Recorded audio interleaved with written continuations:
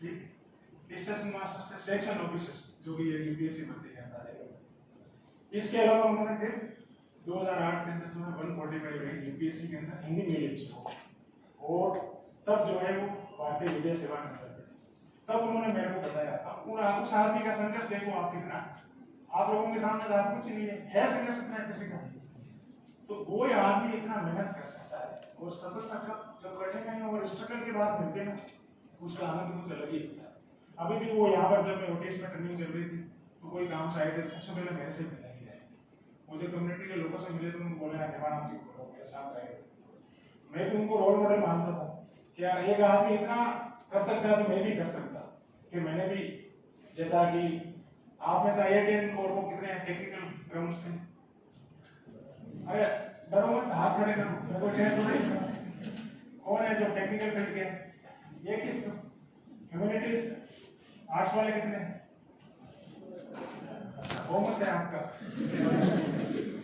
तो आपको भी देखो ह्यूमैनिटीज वालों को क्या है, टेक्निकल सब्जेक्ट से लेकर, और टेक्निकल वालों को ह्यूमैनिटीज से, क्योंकि आपको जो भी प्रशासनिक सेवाएं होती है सामान्य की होती है, आपको पढ़ा होगा पब्लिक इसके विवाद होते हैं बीच में न्यूज़पेपर भी पढ़ते हैं कि सामान्य की ओर से विशेष, तो आपको क्या सामान्य की पढ़ना है, ये सामान्य के को आप अप्लाई क्या करना, सब्जेक्ट के अंदर करना।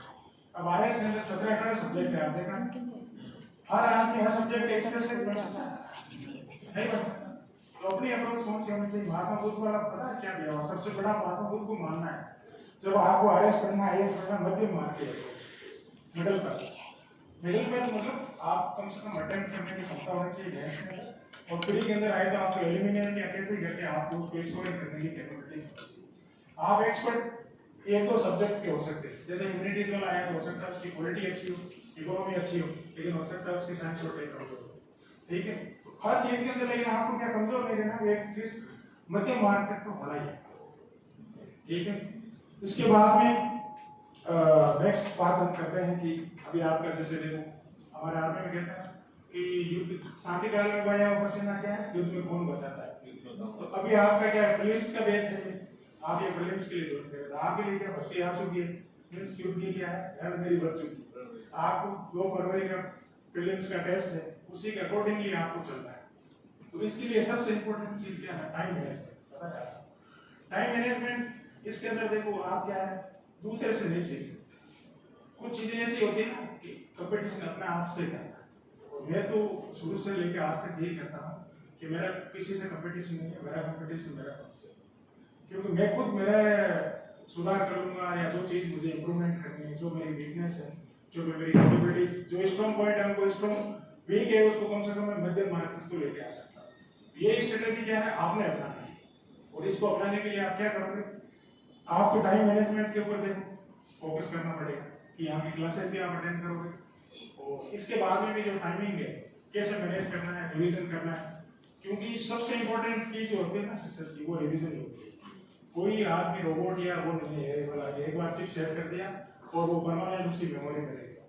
कोई भी गुड ह्यूमन बीइंग है वो जरूर भूलेगा भाई, किसी की मेमोरी हो सकता है रिटेनिंग पावर थोड़ा ज्यादा और किसी का कम होता है, तो इसको बार बार मल्टीपल रिवीजन्स और सुटेबल कंटेंट, इसके ऊपर आप यदि दोनों ऊपर फोकस करोगे, और कंटेंट के अंदर भी क्या है लिमिटेड करना है, जो भी कंटेंट आपको अच्छा लगे, जो भी एक ही कंटेंट को सिलेक्ट करो। ऐसा नहीं है कि आप यहीं के भी पढ़ लिए वहां पर भी पढ़ लिए, चाहे मैंने ज्यादा हाथ पे मारोगे तो क्या होगा कि आपका फोकस बिगड़ जाएगा, आप दौर में पिछड़ जाओगे। टाइम मैनेजमेंट के ऊपर जैसे आपने एप्पल का फाउंडर कौन है पता है? कौन? जो कि कैंसर से डेथ हो गई अभी बचन लेते हैं, और एप्पल की इकोनॉमी कितनी है पता है? लगभग 2.86 या 3 ट्रिलियन डॉलर, और अपने इंडिया के कितनी है 4 ट्रिलियन।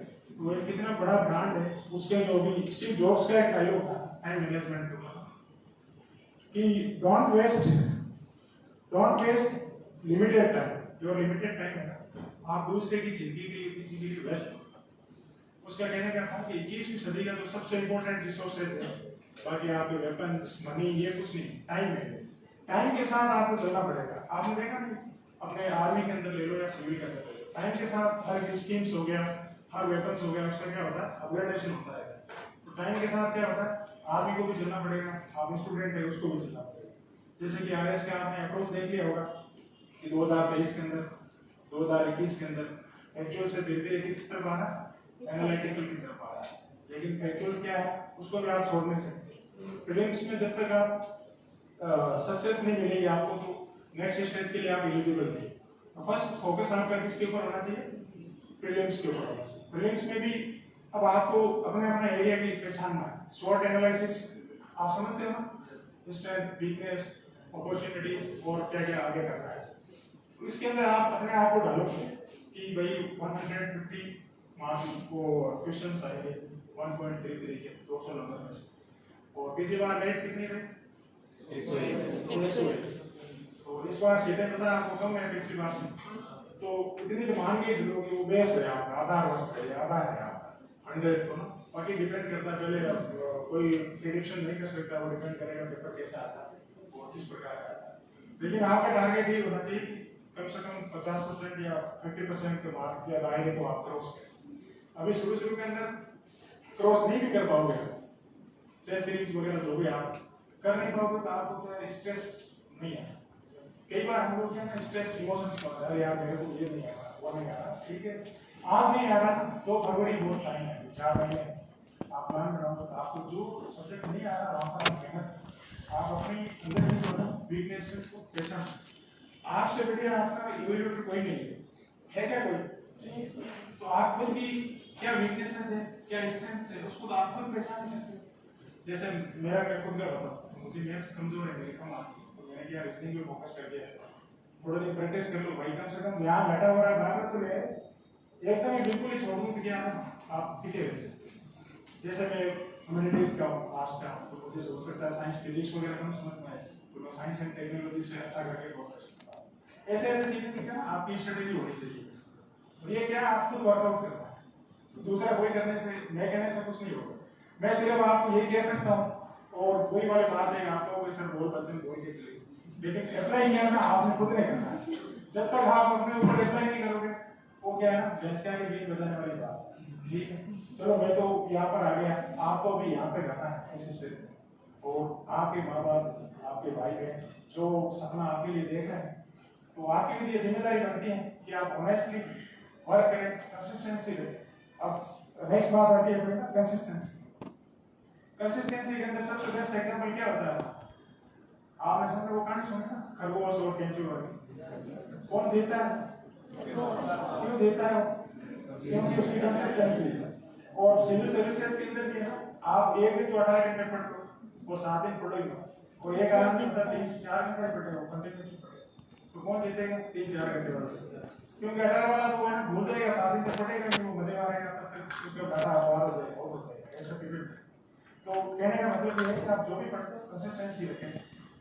और फिर नेक्स्ट आता है स्ट्रेस मैनेजमेंट, है ना। स्ट्रेस देखो जैसे एग्जाम होता है ना, थोड़ा सा सभी को कर लेता है, चाहे कोई कितनी तैयारी क्यों नहीं हो, जब एग्जाम हॉल में जाता है एक बार तो घबराहट होती है ना, यार मेरे को आ रहा है नहीं आ रहा। तो जैसे प्रीलिम्स का कई बार क्या होता है पैटर्न होता है कि बहुत टफेस्ट क्वेश्चन होते हैं वो शुरुआत में आते हैं, मोस्टली होती है यूपीएससी की भी अप्रोच होती है, हो सकता है आरबीसी भी करते हैं, तो वहां पर 2-3 सवाल नहीं आते, आपने मैदान छोड़ दिया और फिर अरे यार मुझे को ये भी नहीं आ रहा, याद होता कोई भी भूल जाता। उसमें आपको क्या करना है, अपने इमोशंस को कंट्रोल करना, वो भी नहीं आया 3-4 कुछ बात नहीं है, 150 सवाल है, नंबर तो वही लगे थे 70 सही करने ना आप मोस्टली, और 50% इतनी होता है 70% घबराने की जरूरत नहीं यार, कोई बात नहीं स्किप करते चलो।